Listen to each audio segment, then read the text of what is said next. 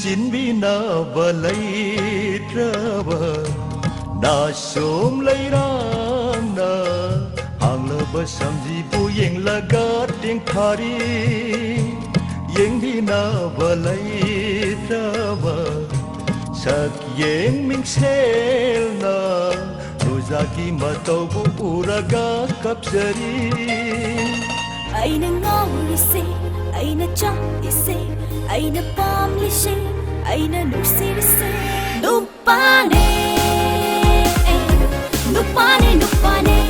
aina pamlise nupane nupane nupane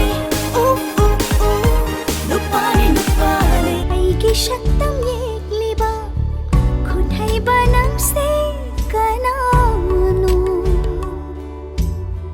muthat piroi ke saklo lotion biroi ke mapo yekbiro no shaktam bibiro no mapo yekbiro no shaktam bibiro no mapo Panna thenga male tummage edna mobile du thammi ya de amuka aita vai kit na ma Facebook hangi Facebook ta halak pa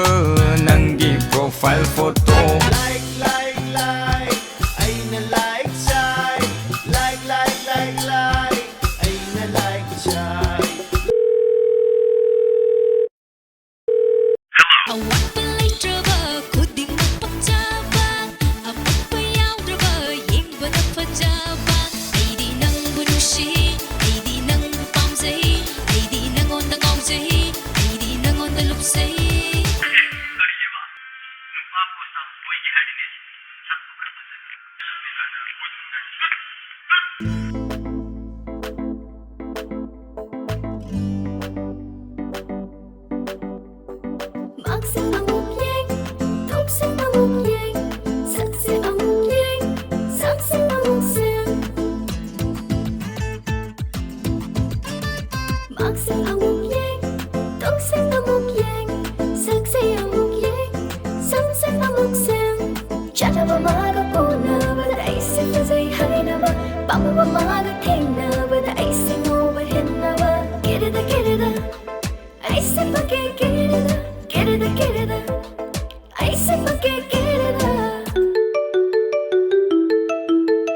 Hello? Facebook the photo ga thagat lanu selfie ga tauraga uhalanu advertise tawrasu yarvanani nangidi ai lairi si